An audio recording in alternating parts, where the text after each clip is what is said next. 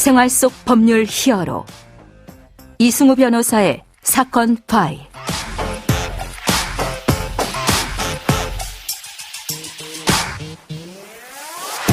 사건 파일 청취자 여러분 안녕하십니까. 생활 속 법률 히어로 이승우 변호사입니다. 오늘 함께 열어볼 사건 파일은 학교 폭력 관련 내용입니다.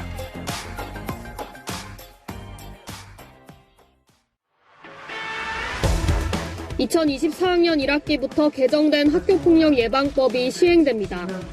학교폭력 제로센터를 전체교육지원청으로 확대 설치하고 피해 학생 회복 지원, 법률 자문 등 맞춤 지원을 강화하여 학교폭력을 체계적으로 대응하고 예방하겠습니다.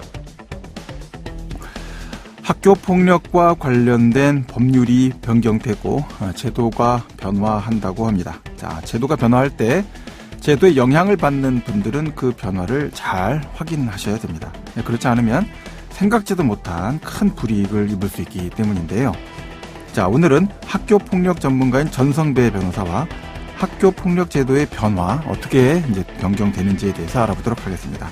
안녕하세요, 변호사님. 네, 안녕하세요. 네. 자, 이번 주 3월 1일부터 학교폭력 예방 및 대책에 관한 법률, 자, 우리가 보통 학교폭력 예방법 이렇게 부르죠. 네. 학폭법 이렇게 부르기도 하고요. 네. 자, 개정되어 이제 시행이 되는데요. 바뀌는 부분들이 좀 여러 가지가 있더라고요. 네, 맞습니다. 다 말씀드리고 싶지만 이제 그거는 전성배 변호사님도 이제 시간상 제약이 있으시니까 네. 하나씩 좀 살펴보면서 신설된 조문들에 대해서 좀 살펴보도록 하겠습니다. 설명을 좀 해주시죠. 일단 신설된 이제 교사 관련된 조문을 먼저 말씀드리면, 네. 이제 학교 수업 시간을 조정하는 한도 내에서 이제 결국에는 학교 폭력 조사를 할 수 있게 했는데, 보통 이 책임 교사가 보통 이 일을 하게 됩니다. 책임 교사는 이제 소위 말해서 학교 폭력 문제를 담당하는 교사를 그 학교 폭력 예방법 제14조에서 이제 규정을 하고 있는데, 예.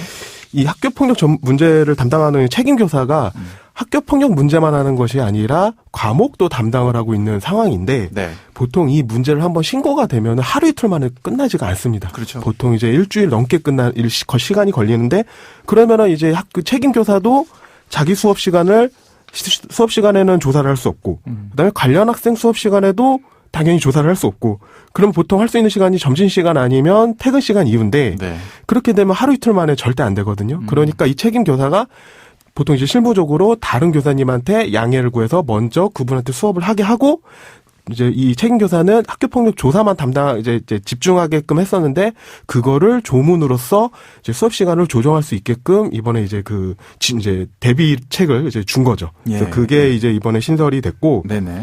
그다음에 이제 가장 중요한 게 이제 책임 교사, 학교 폭력 책임 교사가 가장 이제 문제시했던 게, 학교 폭력을 담당하다 보면은 네.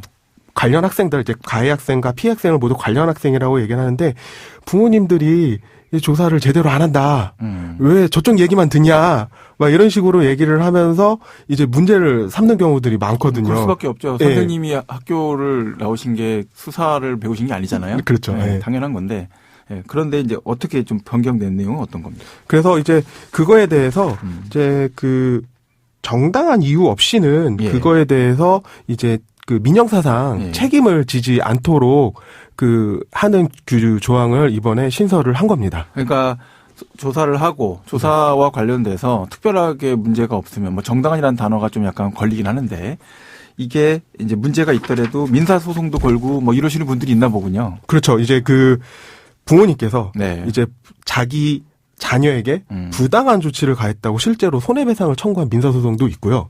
그다음에 이제 분리 조치를 하다 보면은 예. 이제 자기 자녀에게 수업을 제대로 안 가르쳐줬다. 예. 이거를 아동학대다라고 예. 하면서 형사 고소하는 경우도 실제로 존재도 했었거든요. 네네네. 근데 이제 이제 말씀하시는 것처럼 정당한의 기준이 뭐냐 하는데, 이제 이거를 이제 어렵게 생각하실 필요는 없고, 이제 고의 이제 중과실이 없다는 전제 하에는 이제 면책을 받는다라고 보시면 됩니다. 상당한 규모의 어떤 면책 범위가 생기네요. 그렇죠. 그러니까 진짜 사소한 실수가 하지 않는 이상은 이제 대부분에 대해서는 이제 제대로 이제 조사를 했다라고 하면은 이거에 대해서 처벌을 받지 않는다라고 그러니까 보시면 됩니다. 책임 교사가 학교 폭력 사안에 대해서 조사를 했는데 거기에 중과실이나 고의가 없다면, 그렇죠. 그렇다면 정당한 이유가 있어서 민형사상의 면책을 받는다.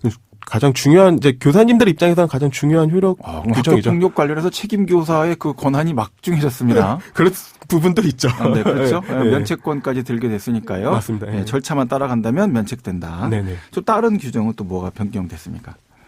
개정 전 법률에서는 학교폭력에 의한 피해 학생이 학교의 장에게 긴급보호를 요청하는 경우에는 뭐 이제 실리 삼당 및 조언, 일시보호 정도만 가능했었는데 예. 이번에 이제 개정 후 법률에서는 치료 및 치료를 위한 요양까지 포함이 돼서 이제 피해 학생에 대한 치료에 대해서도 학교가 적극적으로 임하게 할 수 있게 돼서 이제 피해 학생에 대한 실질적인 긴급보호가 이루어질 수 있도록 이번에 개정이 된 것입니다. 그러니까 긴급보호 단계에서도 치료 조치가 이루어질 수 있게끔 그렇죠. 네. 하는 조치가 들어갔는데 자, 좀 궁금하실 수 있는 부분이 실제 경험을 안 해보신 분들은 알 수가 없을 것 같아서 이제 좀 질문을 드리는데 네네.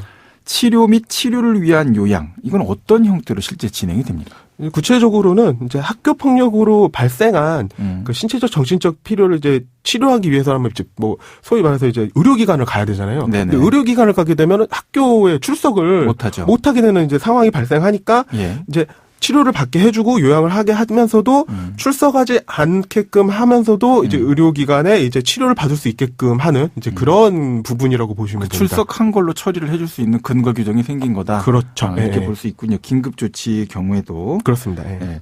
자, 그러면 또 궁금한 부분이 자, 치료하면 돈 들잖아요. 맞아요. 네. 그럼 비용 부담은 누가 합니까? 이게 예전에는 사실은 이제 가해 학생, 그러니까 아주 좀 옛날에는 가해 학생 보호자에게 부담을 하게 했는데 그러면 사실상 실질적으로 그 부담 비용을 이제 선지급은 피해 학생 부모가 해야 되잖아요. 그렇죠. 근데 이제 그렇게 하면은 사실은 피해 학생에 대한 실질적인 치료 조치가 시간이 중요한데 그렇죠. 받지를 못하니까 예. 지금의 경우에는 이제 학교 안전공제회 또는 시도교육청에서 일단 그 치료비 등을 이제 지원받을 수가 있고 피해 네. 학생에게 예. 그다음에 학교 안전공제회 또는 시도교육청이 사후에 가해 학생 학부모에게 구상권을 이제 행사를 해서 그 비용을 이제 보존받는 형식으로 현재는 지금 진행된다고 보시면 됩니다. 그럼 일단 책임 교사가 조사를 해서 그렇죠. 피해 학생으로 그러니까 결정이 되면 그렇죠. 피해 학생에 대한 긴급 조치로 치료 및 치료 요양 조치를 바로 해줄 수 있다. 그렇죠. 그리고 예. 그거는 이제 학교 공제회에 신청을 해서 비용 처리가 먼저 처리가 가능하니까 그렇죠. 예. 부담 없이 진행하는데 나중에 이제 공제회가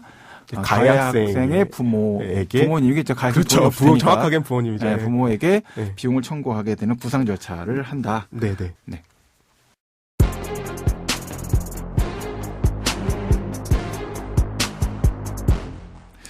자, 이제 학교 폭력 사건에서 제일 중요한 건 이제 피해자 학생을 보호하는 그런 그렇죠. 조치일 것이고, 자, 그 다음에 우리가 또 관심 갖고 처리해 드릴 게 가해자, 네. 가해 학생에 대한 조치인데, 전성명 변호사님, 이 부분은 이제 어떻게 변경이 됩니까?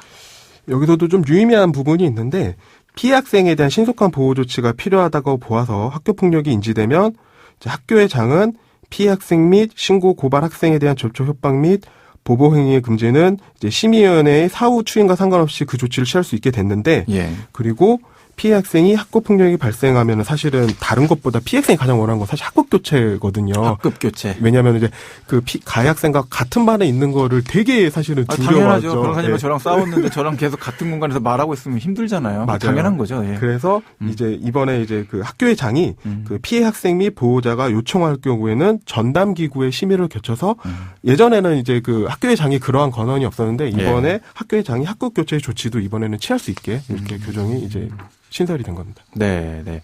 자, 변호사님 또 마지막으로 집행정지 관련된 조문도 또 네네. 변경이 있었다라고 하셨거든요. 집행정지 되게 중요한 조항인 것 같은데 이건 어떤 의미입니까?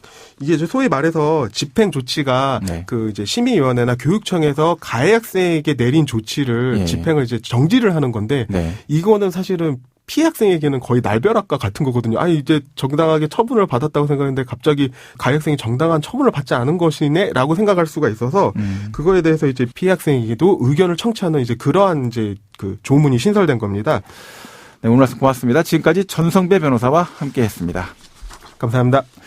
생활 속 법률 히어로 이승우 변호사였습니다. 내일도 사건에서 여러분들을 구해드릴 사건 파일 함께 열겠습니다.